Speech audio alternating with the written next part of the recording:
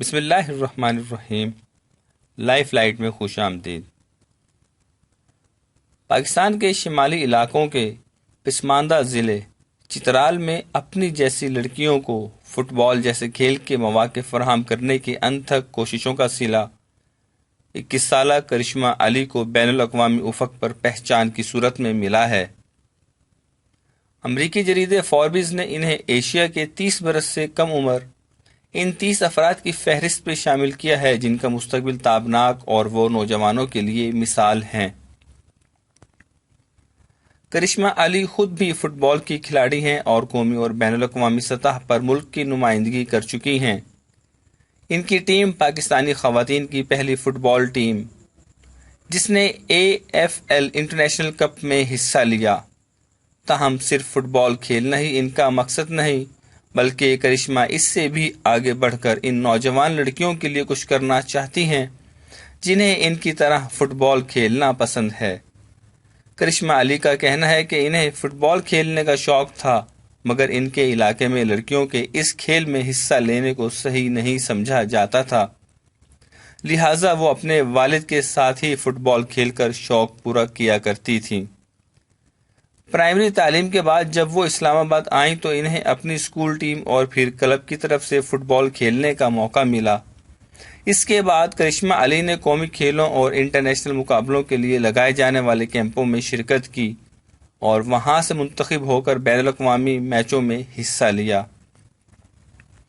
اپنے بل بوتے پر یہ مقام حاصل کرنے والی کرشمہ کو پھر اپنے آبائی علاقے میں رہ جانے والی ان جیسی لڑکیوں کے لیے کچھ کرنے کا خیال آیا اور انہوں نے واپس چترال کا رخ کیا۔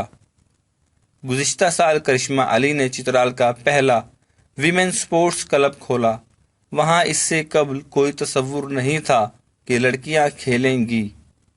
کلب کے لیے جگہ حاصل کرنا یہ بہت ہی مشکل تھا۔ گزشتہ سال کرشمہ علی نے چترال کا پہلا ویمن سپورٹس کلب کھولا۔ وہاں اس سے قبل کوئی تصور نہیں تھا کہ لڑکیاں کھیلیں گی۔ کلب کے لیے جگہ حاصل کرنا بہت ہی مشکل تھا۔ کرشمہ علی جب لوگوں کو بتاتی تھی تو وہ ان پر ہنستے تھے۔ کرشمہ نے بتایا کہ انہوں نے چترال میں لڑکیوں کے کلب کے لیے اپنے خاندان اور دوستوں کے ذریعے فنڈز جمع کیے اور ان سے کٹس اور کھیل کا سامان خریدا تاکہ جو لڑکیاں کھیلنا چاہیں اخراجات ان کی راہ میں رکاوٹ نہ بنے۔ ان کا کہنا تھا کہ لوگ اپنی بیٹیوں کو مرضی سے خرچ کرنے کے لیے پیسے نہیں دیتے۔ انہوں نے بتایا کہ ساز و سامان کے بعد سب سے بڑا مسئلہ میدان حاصل کرنا تھا جو لوگ نہیں دے رہے تھے۔ جو دے رہے تھے وہ گاؤں یا آبادی کے آس پاس تھے جہاں لڑکیاں کھل کر نہیں کھیل سکتی تھیں۔ تو کرشمہ نے سوچا کہ وہ ان کو کہیں دور لے جائیں گی جہاں تمام لڑکیاں آرام سے کھیل سکیں گی۔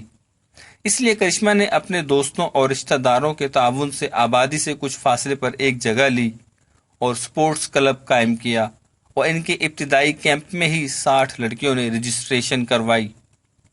کرشمہ کے مطابق میدان تک پہنچنے کے لیے ان لڑکیوں کو مختلف دیہاتوں سے 4 گھنٹے تک پیدل سفر کرنا پڑتا تھا، لیکن ان کا شوق انہیں روز وہاں لے آتا تھا۔